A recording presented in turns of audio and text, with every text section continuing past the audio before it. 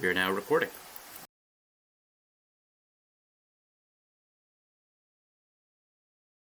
So here we go.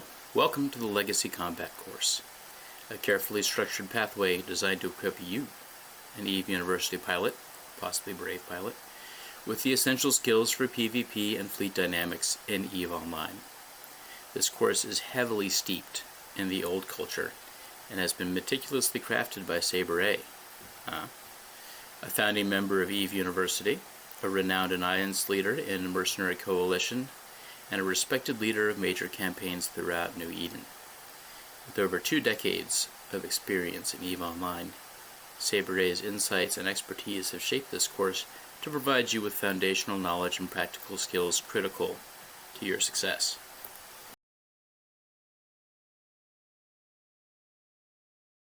Can I keep going?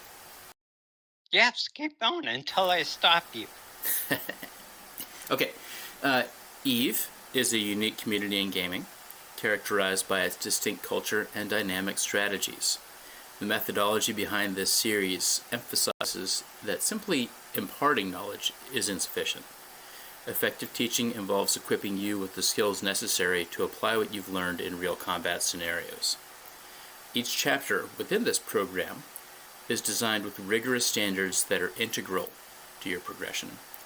Meeting these standards is not just encouraged, it is essential. The first 10 chapters are for the average line member and build upon each other.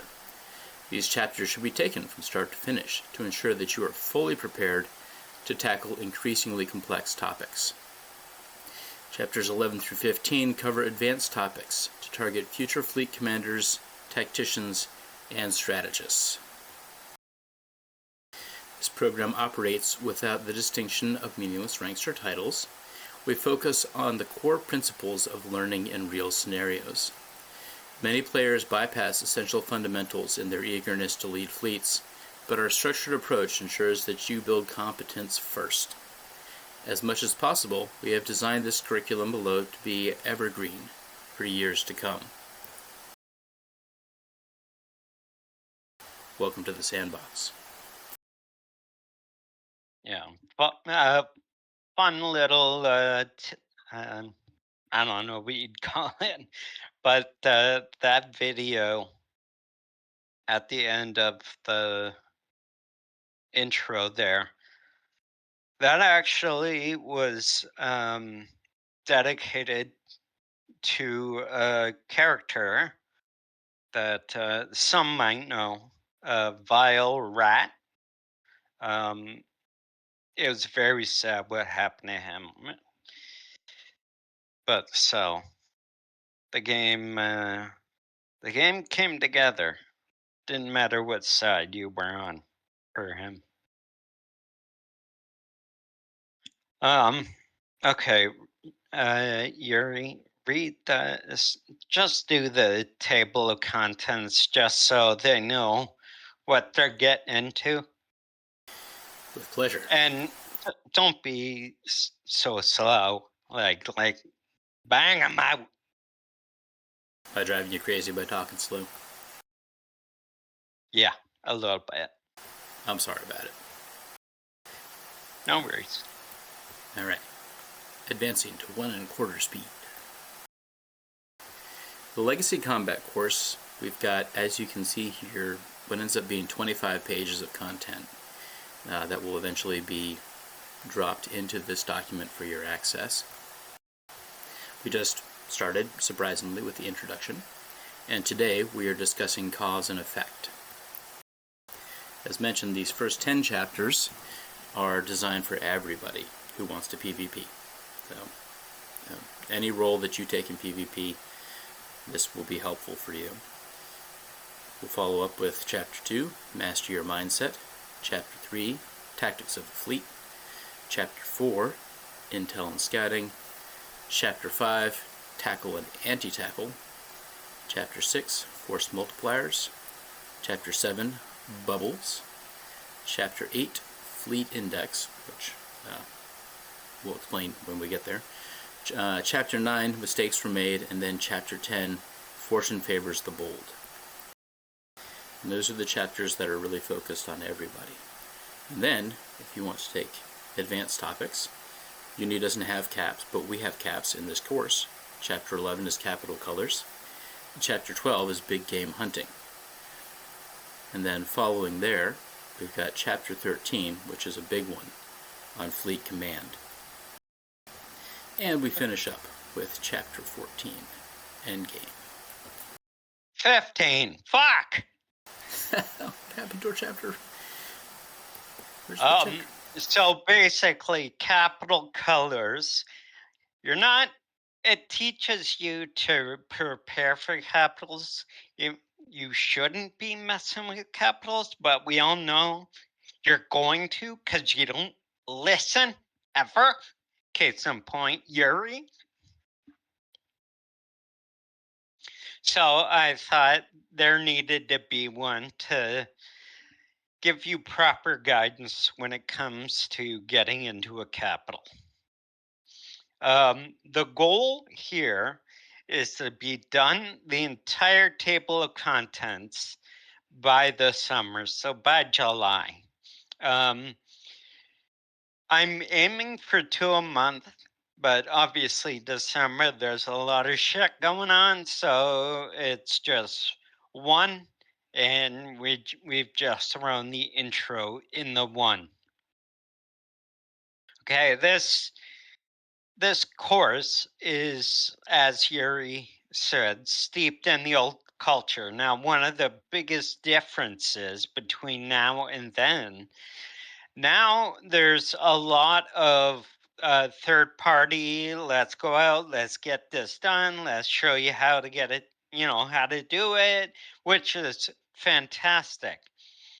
This course is leaning a little more heavily on the why and the how and the what, right? So to get you guys to be competent PvPers, I got to take you through some of the boring shit first.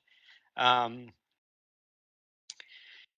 don't know the new techniques as much as like the other groups, but I know it works, and teaching you to think is really important to get the other steps of what I'm going to be, trying to teach you on, like the force multipliers and the tactics and all that kind of stuff. So you need to grind through this boring shit to get to there, and thankfully you're not waiting long. It's like I'm sending Yuri out doing practical fleets by chapter 3. So, I think that's everything. Thanks for the post on Sean, by the way. I wasn't gonna say his name, but it's a long time has passed, so I'm sure that name has gone around. Okay, so we are starting on chapter 1. Now, each lesson or each chapter has a lesson that it's trying to bleh. I don't know. It's been a while, guys. Each chapter has a lesson I'm trying to hammer home. So chapter 1 is all about how everything's connected and probably should be a douchebag. I mean, there's no sugarcoating that. Go ahead, Yuri. You can start with chapter 1. Okay, we are going to try to roll the video here, and see if that plays for everybody. So give me just a moment. I'm going to stop the recording and roll the video, and we'll see if it works.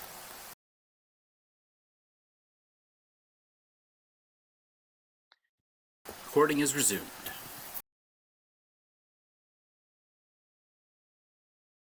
All right. just go with chapter 1. Stop after the non-negotiables. So we just watched the video to help you understand how everything is interconnected. This is chapter 1, cause and effect. Everything you've ever heard of taking place in this game has happened live. With that being said, there are a few non-negotiables for when you move on from EVE University and make PvP combat your primary focus. Number 1. This is for just strictly combat PvP. We'll get into the other PvPs. Yes, we will. Go ahead. Okay. Number 1. If you are online, you're always on voice comms because you need to be able to react live to changing situations. Number 2. You always make yourself available to answer pings when able because you never know what big fight is around the corner. And number 3. A good rule of thumb is to always honor what you say. As the video suggests, you're all on one server. So if you establish a bad reputation, that reputation will follow you everywhere you go in EVE. No word of a lie, it really does. I don't know if there's still a lot of blacklists out there, but I'm sure NC Dot and PL and Goons have them still. Oh, and Initiative. Basically, what I'm trying to say in 1, 2, and 3 is like, you never know when shit just goes bananas in this game. All right. And I will get to some of the larger fights within this curriculum, but for right now, a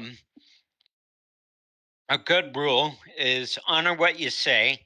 So if you call someone out for a 1v1, you better not gank him, or that is going to follow you. That's going to stain your character.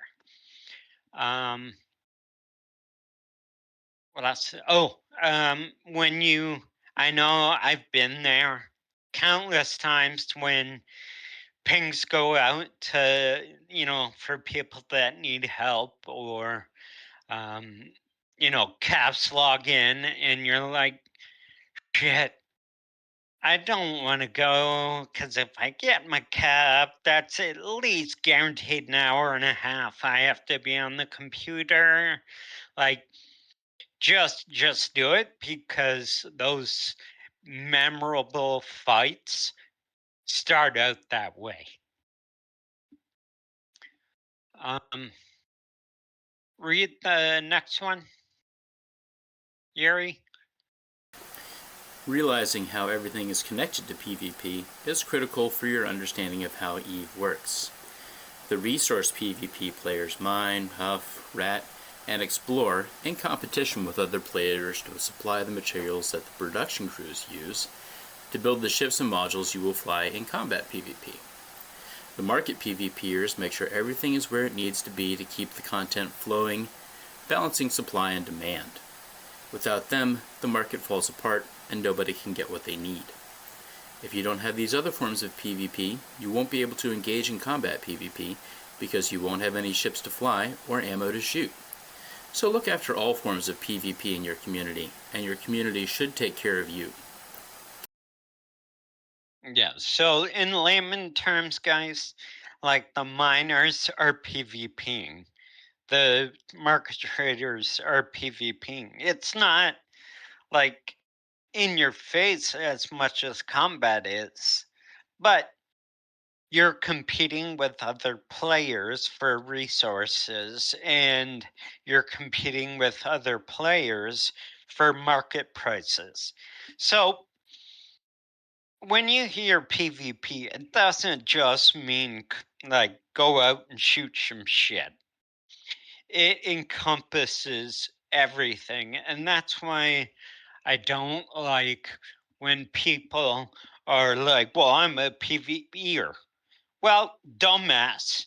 PvEers are PvPers. Just a few levels, closer to the tree trunk. And if one fails, they all fail. So you can go to the next one. You need to join a corporation or alliance based on your values.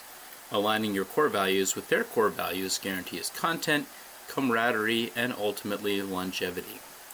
If you join a corporation or alliance that does not match your values, you won't get the support you need to PvP, and you will waste time bickering with others instead of playing the game. Yeah, so guys, I've seen trying to build doctrines. I've seen that shit destroy alliances. So it's really important for you to match your personal values with where you're going. Because for it just adds longevity. Like when I did Mercenary Coalition, we had my corpse motto was it's about sorry, you're distracting me with your Jesus. So the corp motto and the words we lived by were strength and honor. And the Alliance's motto was it's about the person next to you. So right there, I set myself apart from NC.PL. And it allowed a lot of people to have a third option. Some people didn't like PL because of the hate speech and shit, the toxicity. And NC Dot was like rotters and like they coveted space. I don't know what it is now, but back then, those were your two options if you wanted elite gameplay. I gave the game a third option, right? So when it comes to where you're thinking of joining next, and I hope you really are thinking about moving on, you need to look at what is going to best fit you. That's what I did. I and a lot of people in this channel can tell you, I did not do a lot of money making, but I was really good at being able to punch people in the face. And so I was looked after. Anything I ever needed, it was given to me as an FC. So you don't really have to, you hear these people, well, you need wormhole, farmhole. You need this, you need to run abyssals, you need to be a miner, you need to have, there's so many ways to make money. But that shouldn't be your ultimate goal. Your ultimate goal should be looking for a community that you will fit in, that will also look back and give you what you need. I mean, I probably spent my 20-year career 100 bill, and that's before I was Scrooge McDucking in the casino money.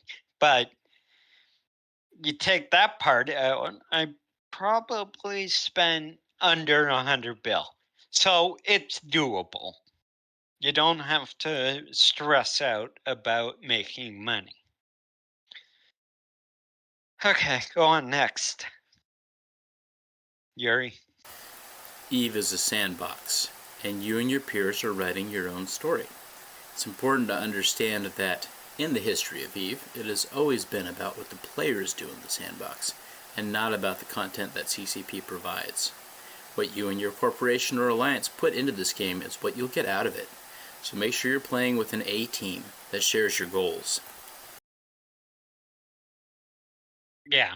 So basically, chapter one is like if you were to wrap it all up nice and neat, um, your reputation is everything.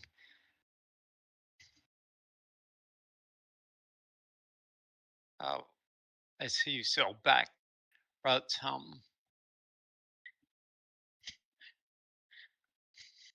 I can't read it. Can you just read it out loud, Yuri? Because he can't I can, yeah. speak. Thanks. So Zobek, echoing what I said about my first alliance out of EVE University being a very poor fit for me, says that sometimes you have to try a few places until you find the right fit. And that the best recruitment process in the world still won't measure up to your own experience of a place and how it and the people make you feel. It's meant to be fun. And a number of people have echoed that. You know, that this is the game. You're supposed to Yeah, have fun playing. he's absolutely right. Now, like me personally, I was in Band of Brothers, then I went to PL, then I went to MC, and I eventually finished in NC. It's you find out what gels with you and you stick with it. I didn't gel with the goon swarm mentality, right? But that's not to say they aren't good or critical to the game. Like there are people that gel with them and don't gel with the up or other side of the fence. So it really does come down to you as a person.